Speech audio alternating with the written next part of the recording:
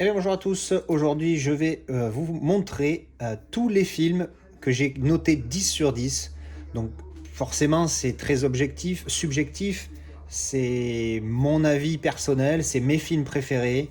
Il y en a certains, voilà, je les ai notés 10 parce que ils m'ont évoqué quelque chose, tout ça, mais je vais en parler au fur et à mesure que je les présente. Alors je ne vais pas vous les présenter dans l'ordre, il n'y a pas d'ordre, hein. Pour moi ils ont tous 10. Oui, il y a mon film préféré que je vous montrerai à la fin, mais bon, vous le savez déjà pour ceux qui me suivent.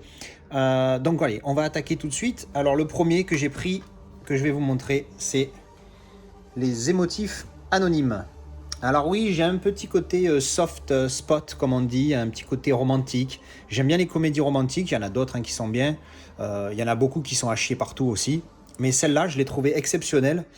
Déjà parce qu'il y a Isabelle Carré, je suis un grand fan de cette actrice. En plus d'être très belle, je la trouve très douée. Et Benoît Poelvoorde m'a étonné dans ce film. Alors je l'ai vu qu'une seule fois, il y a plusieurs mois, mais je m'en rappelle à peine. Mais je me rappelle de l'émotion que j'ai ressentie en voyant ce film. Voilà, c'est un film qui touche énormément, et c'est une très belle histoire entre deux personnages assez atypiques.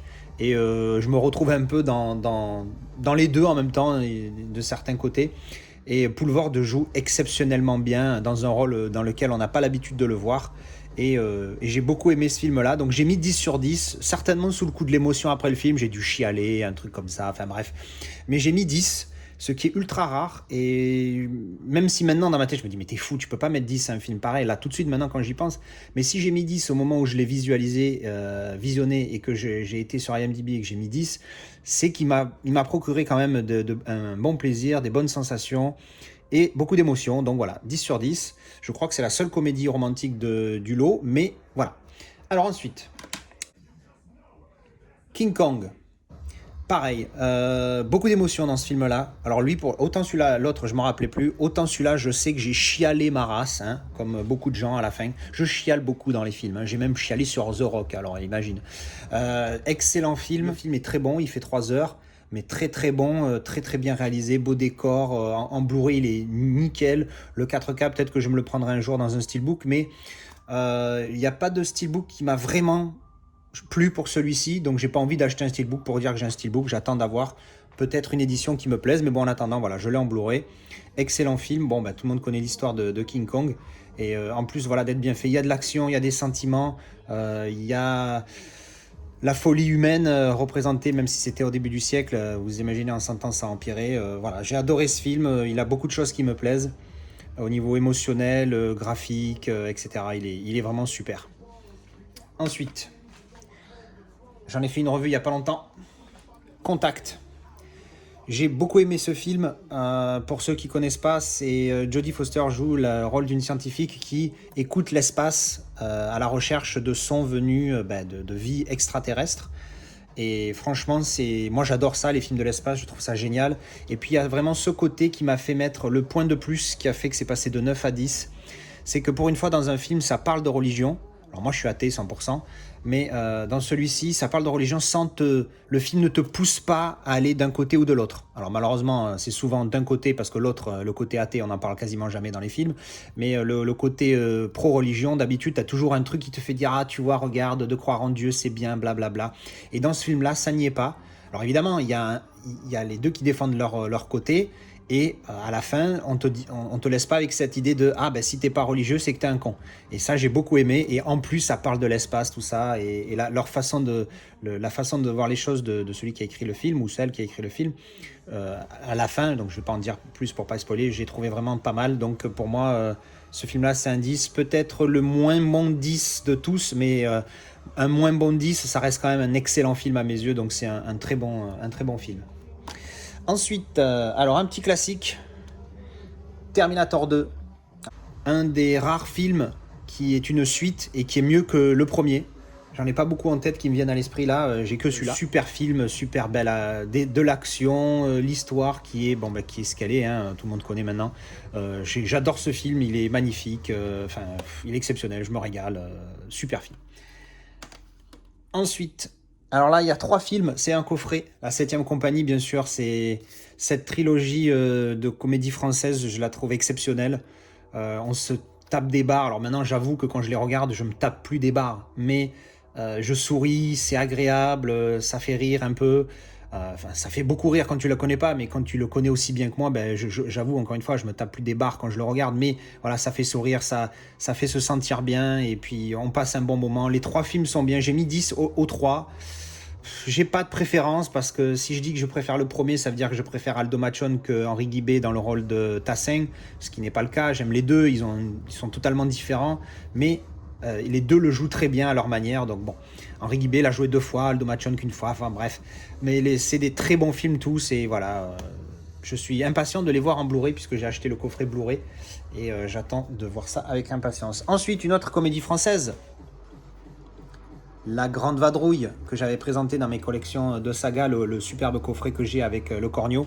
La Grande Vadrouille qui est restée numéro 1 et qui a à ce jour encore numéro 2 des plus grand nombre d'entrées en salle en France jusqu'à ce qu'un film vienne le détrôner. Mais le film, il est sympathique, il a détrôné, mais il est tellement nul à côté de ça que je suis dégoûté qu'il ait été détrôné par ça. Hein. C'est Bienvenue chez les Ch'tis.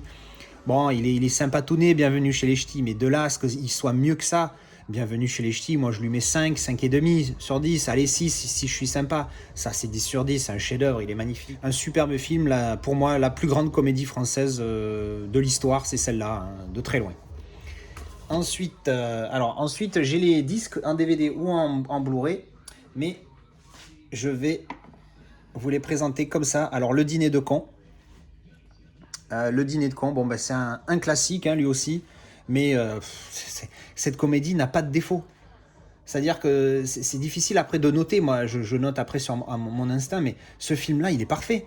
Enfin, il est court, il fait 1h15, je crois, 1h10, 1h15, mais du début à la fin, c'est que des barres de rire en permanence. Villeray est énorme dans ce film, il est magnifique, il est gigantesque, c'est un truc de fou. Donc voilà, Le Dîner de con, une autre comédie française que j'adore. La Grande Vadrouille, c'est quand même mieux parce que c'est épique aussi. Hein, alors que là, Le Dîner de con, ça se passe juste dans un appartement. Mais ça reste quand même juste énorme et c'est tellement bien joué. Et puis très grand succès quand il est sorti. Ensuite, une autre comédie française, encore de Funès. Alors oui, tout le monde va se foutre de ma gueule, La Soupe aux choux, mais ce film-là, pour moi personnellement, avec mon père, c'est un classique. On l'a vu 1000 milliards de fois. On le compte plus.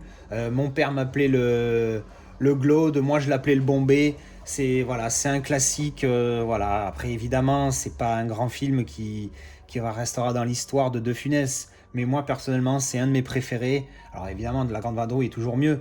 Mais La Soupe aux choux, c'est tellement un classique. Villeray, il est juste énorme. Carmé, il est encore lui aussi. Il est magnifique ce film, j'adore. C'est tellement un classique, j'ai vu tellement de fois. Voilà. Ensuite, on va passer à mention spéciale au Comte de Monte Cristo avec Gérard Depardieu. Alors, c'est pas tout à fait un film, donc c'est pour ça que je le mets dans la mention spéciale. Parce que pour moi, j'ai vu ça, c'est la série TV qui était sortie, je me rappelle, en 98, à l'été 98, il me semble, où chaque dimanche, il y avait un épisode, et c'était donc, il y a 4 épisodes de 1h30, et c'est exceptionnel, il est génial. J'ai vu alors j'ai pas lu le livre, j'en ai vu qu'un seul autre, c'était une adaptation américaine, elle était nulle à chier, mais celui-ci, du début à la fin, il est super bien joué, et franchement, on est attrapé dans l'histoire, et le livre doit être génial, hein, parce que quand on regarde cette série-là, enfin ce film en 4 épisodes, c'est juste exceptionnel. Hein. Moi, je suis happé à chaque fois que je le regarde, même si je connais, je sais ce qui se passe. Je suis là, je fais ah putain, c'est impressionnant le déroulement de l'histoire et tout, c'est top. Avec Ornella Muti, putain, quelle belle femme, et super bien joué par Depardieu et puis les autres acteurs aussi. Hein. Il y a une belle pléiade d'acteurs à l'intérieur de ce film-là. Donc voilà, donc c'est petite mention spéciale, Le Comte de Monte Cristo avec Depardieu. Si vous l'avez jamais vu, allez-y, hein, vous le trouvez en DVD ou même en téléchargement, on s'en fout, trouvez-le. 4 épisodes d'à peu près 1h30, c'est juste génial. Alors, il en reste un. Alors, ceux qui me connaissent, vous savez lequel c'est. Je suis un grand fan de films de guerre et je suis un ultra fan de films de sous-marins. Donc forcément, le numéro 1, d'habitude il est là, il trône ici. Das Boot, ben voilà, pour moi c'est mon numéro 1, c'est mon king. indétrônable, en tout cas à ce jour, 14 juin 2021, 21h31. C'est juste, ce film est exceptionnel. Là, je l'ai vu il y a un petit peu moins d'1 an, donc je vais attendre un petit peu avant de me le refaire. Je vais le présenter à Steve, mon pote, qui l'a jamais vu, et on va se le faire en version longue, 5 heures. Hein, c'est pas un film que tu places comme ça le jeudi soir. Exceptionnel. Qu'est-ce que je peux dire je me suis jamais autant senti. La première fois que j'ai vu ce film, j'ai vu une version pas la plus courte, pas la plus longue, courte, de 3h19. Je vous jure, j'avais l'impression que ça durait 1h30. Et j'étais jeune, hein, j'étais un ado, et je me suis dit, putain, mais merde, qu'est-ce que c'est que ce film? Je m'attendais pas à ça. Je me rappelle, j'étais en vacances en Corse dans ma cave, sur une petite télé cathodique, 36 cm, hein, old school. Et j'étais là, la bouche ouverte, en regardant mon truc. J'ai dit, putain, mais qu'est-ce qui m'arrive? Qu'est-ce que je suis en train de regarder? Ce film était génial en 3h19, et la version longue, elle est encore mieux.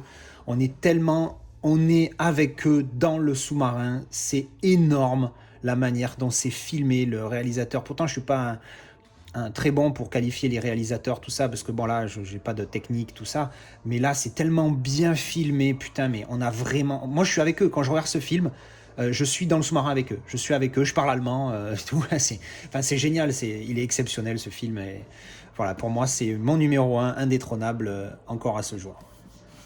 Voilà, donc ça c'était la présentation de tous les films que j'ai notés 10 sur 10 sur IMDb. Donc il y en a 12 en tout. Alors ils sont pas tous là parce que comme vous avez vu, il y en a que j'ai présenté sur l'iPad parce que j'ai pas les jaquettes. Mais bon voilà, c'est mes films préférés, les seuls que j'ai notés 10 sur 10. Il y en a 12 en tout. 12 c'est peu, sachant que j'en ai noté je crois plus de 950 sur IMDb. Ben, il y en a que 12 qui atteignent la note de 10. C'était mon premier top, on va dire. Alors, c'est pas tout à fait un top parce que je ne les ai pas classés, mais voilà, c'est mon top 12, mon top 10 entre guillemets, puisque c'est ceux auxquels j'ai donné 10 sur 10, la note parfaite. Donc voilà, ben, c'était mon premier classement. J'espère que ça vous a plu et je vous dis à la prochaine.